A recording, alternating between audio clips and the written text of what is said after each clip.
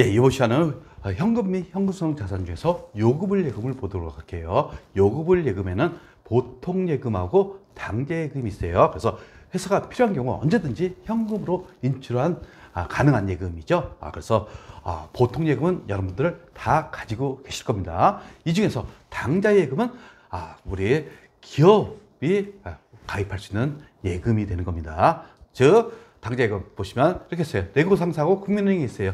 둘 간에 우리 당좌 거래 계약을 체결합니다. 그러면 국민은행은 어떻게 수표하고 어음용지를 줘요. 그리고 내고상사하고 거래처가 거래처에서 재화를 공급했어요. 그러면 어떻게 합니까? 대가를 지급해야겠죠. 이때 수표나 어음을 줄 수가 있어요. 수표는 바로 현금화가 되고 어음은 지급기일이 있어요. 요 차이가 있다는 것만 아시면 되겠어요. 그러면 거래처가 이 수표를 제시했어요. 어음을 제시했어요. 그러면 어떻게 합니까? 국민은행은 여기 내고상사에 이 예금 통장의 잔고를 보고 우리 지급하게 돼 있어요. 근데 예금 잔고가 없어요. 이때 우리는 부도가 났다고 표현합니다. 그래서 예금의 잔고가 있어야 된다는 거. 이게 당좌 예금 제도입니다. 그러면 당좌 수표하고 약속함을 보도록 할게요. 당좌 수표 여기다 금액을 적고 그다음에 여기다가 발행일을 적게 돼 있어요. 그래서 찢어갖고 거래처를 주는 거죠. 이게 당좌 수표입니다. 그리고 어음은 여기 보시면 발행일도 있고 뭐가 있어요? 네, 지급기일이라는 게 있다는 거. 지급기일은 언제 지급하겠다. 오늘 발행했으면 3개월 후 날짜를 적게 돼 있어요. 이게 지급기일이 있다는 거. 둘의 차이를 알고 계시면 됩니다. 그러면 제가 여기다 그려놨어요. 수표 금액 1,000만 원. 발행일이 5월 1일. 발행인이 누굽니까? 내고상사예요. 이게 수표예요. 그러면 거래처는 이걸 받고 은행에 제시하면 바로 오늘 줍니다. 이게 수표죠. 근데 발행일 날부터 현금화가 가는 겁니다. 근데 이제 어음은 여기 보시면 지급기일이 있어요. 발행일도 있죠. 5월 1일 발행했어요. 근데 지급기일은 만기일, 결국 8월 1일서부터 이제 현금화가 가능하다는 거. 이것을 이해하시면 됩니다. 수표하고 어음의 차이에 어음은 만기일이 있다는 거. 그러면 그 이전에 어음에 우리 돈이 필요해요. 그럼 어떻게 합니까? 이 어음을 할인받는다고 합니다. 즉 업자한테 이 어음을 팔게 돼 있죠. 즉 금융권에 팔 수가 있어요. 이것을 할인한다고 표현하는데 나중에 이것도 공부할 겁니다. 그리고 당좌 차월 요 제도를 이해하셔야 됩니다. 당좌 차월은 여러분들도 마이너스 통장을 갖고 있는 분이 있을 거예요. 마이너스 500 통장을 갖고 있어요. 그러면 내가 마이너스 500 될 때까지 은행에서 인출해서 사용할 수 있죠. 당좌 차월이 그런 것입니다. 즉 은행 잔고는 지금 1,000만 원이 있어요. 근데 수표를 제시했어요. 우리 회사가 수표를 발행해서 제시했는데 지금 잔고 1,000만 원뿐이 없으니까 이때 지급 거절을 합니다. 은행에서. 그러면 이때 우리는 부도났다고 표현합니다. 부도났다고. 근데 이제 이 부도를 방지하기 위해서 은행하고 당좌 차월 계약을 합니다. 만약 당좌 차월 계약이 1,000만 원이에요. 1,500만 원 이렇게 계약했다. 그러면 마이너스 1,500만 원까지 우리 은행에서 빌려주는 것으로 생각하시면 되는 거예요. 그래서 이러한 당좌 차월 금액이 있죠. 즉 결산 시점에서 대변 잔액, 즉 당좌예금에 대해서 자산이죠. 자산은 차변의 잔액이 있어야 되는데 마이너스가 돼 있어요. 결국 대변 잔액이란 얘기죠. 이것은 은행한테 빌린 거예요. 그래서 나중에 이 금액에 대해서 당기차입금, 이것은 유동부채로 분류하게 돼 있다는 거. 따라서 당좌 차월이 있으면 어떻게 한다고요? 당기차입금으로 대체시킨다. 이것을 알고 계셔야 됩니다. 그리고 우리 현금성 자산에 대해서 보시면 제가 저번에 강조했죠. 현금성 자산. 즉 현금성 자산 취득 당시 만기가 3개월 이내에 도래하는 것. 즉 현금 전환이 용이한 것에 대해서 현금성 자산을 한다고 제가 강조했어요. 그리고 더 강조한 것은 취득 당시라는 거. 결산 당시가 아닙니다.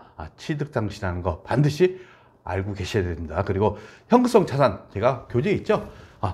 거래 비용 없이, 큰 거래 비용 없이 현금으로 전환이 용이돼야 돼요. 그리고 이자율 변동에 따라 가치 변동의 위험이 중요하지 않은 금융상품으로서, 즉 가치 변동이 거의 없어야 돼요. 만약 가치 변동이 뭐 오르락 내리락 한다 그러면 이것은 형성 자산이 될 수 없어요. 근데 중요한 것은 결국 취득 당시 만기가 3개월 이내에 도래하는 거, 요것에 대해서는 이것을 형성 자산으로 한다는 거 알고 계셔야겠어요. 그럼 한번 예제를 통해서 한번 분개를 해보도록 할게요. 보시면 신한은행과 당좌 거래 계획을 체결하고 현금 100만 원을 당좌 예금했다. 결국 대변에 자산의 감소, 현금이 되는 거죠. 그러면 차변에 어떻게 합니까? 당좌 예금 개정 과목이 있어요.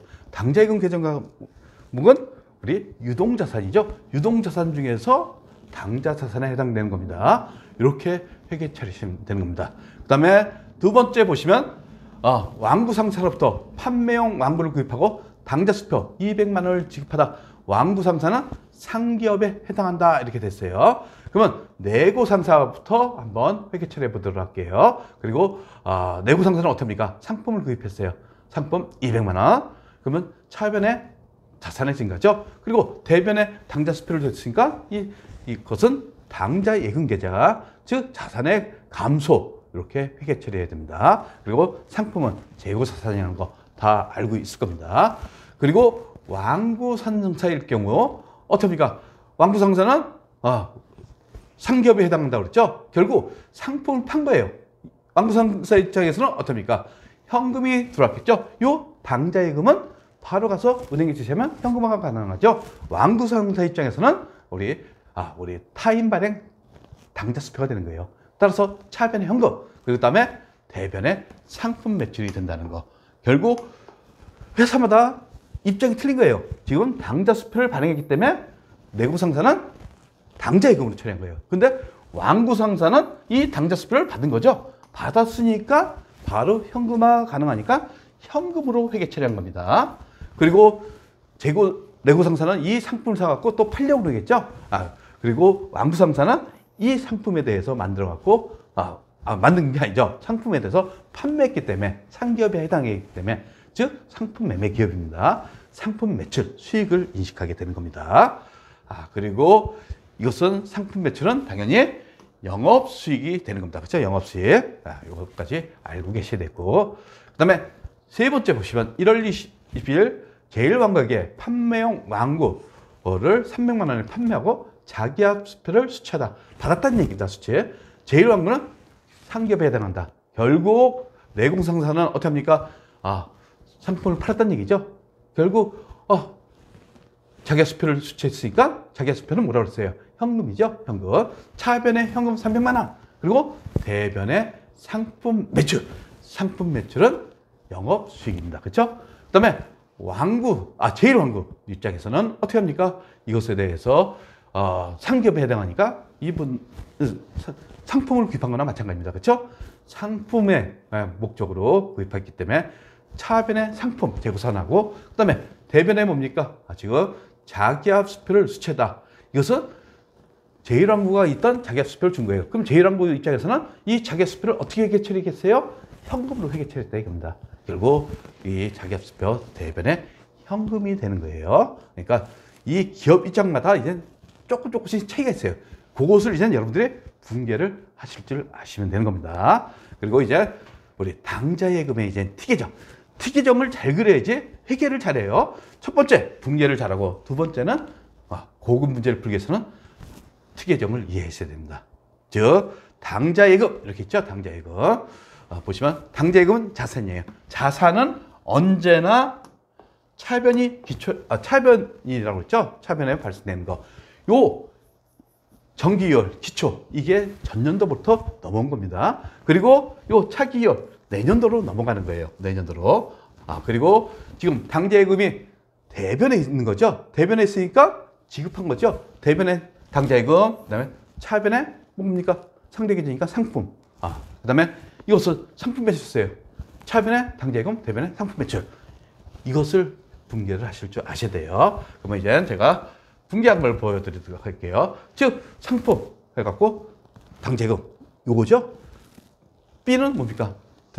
대변의 상품 매출, 차변의 당좌예금 이렇게 분기 처리한 겁니다.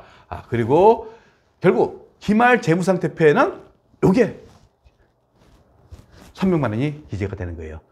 즉 차변 합계하고 대변 합계는 언제나 일치한다고 그랬죠. 회계는 대차 평균에 원리에서 차변, 대변을 합계가 일치된다는 거 반드시 알고 계셔야 됩니다.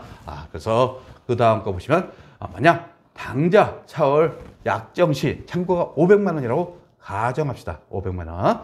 이럴 경우 만약 상품 800이다. 그러면 어떻게 합니까? 지금 당좌예금 500만 원 이렇게 하시고 지금 상품 800만 원 구입한 거 이것을 얘기합니다. 근데 이제 잔고가 지금 500만 뿐이 없어요.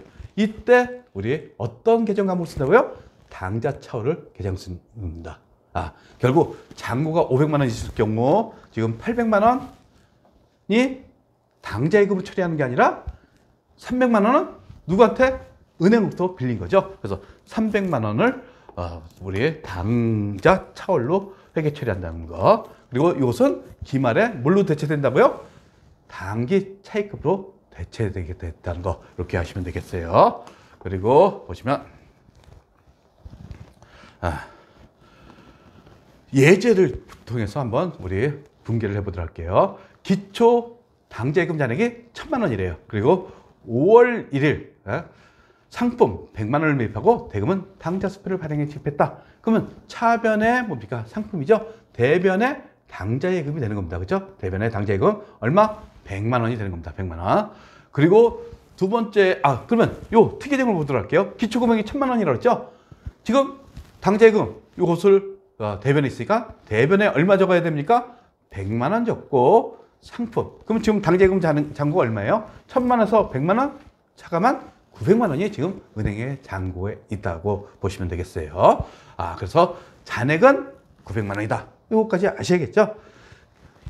이 거래가 여기서 끝났다. 그러면 요 기말 잔액이 우리 재무상태표에 기재되는 겁니다. 그러면 두 번째 보시면 외상매입금 200만 원을 당좌 수표를 발행하여 지급했다. 이렇게 써요. 그러면 외상매입금 차변에 뭡니까? 외상매입금이 되는 거죠. 즉 부채의 감소는 차변, 그리고 당좌 수표를 발행했으니까 대변에 당좌예금이 되는 겁니다. 그렇죠? 당좌예금.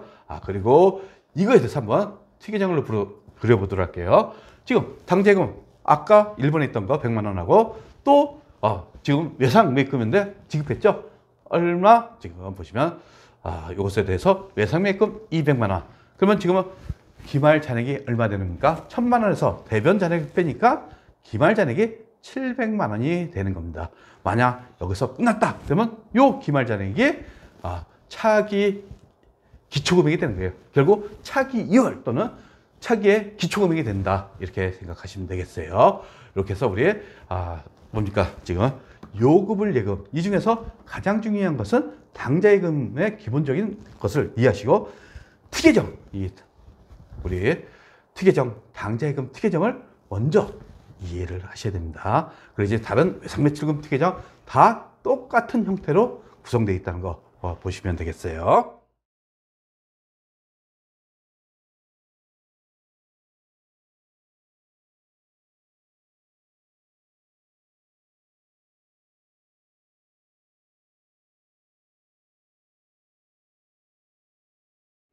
구독과 좋아요는 우리에게 큰 힘이 됩니다.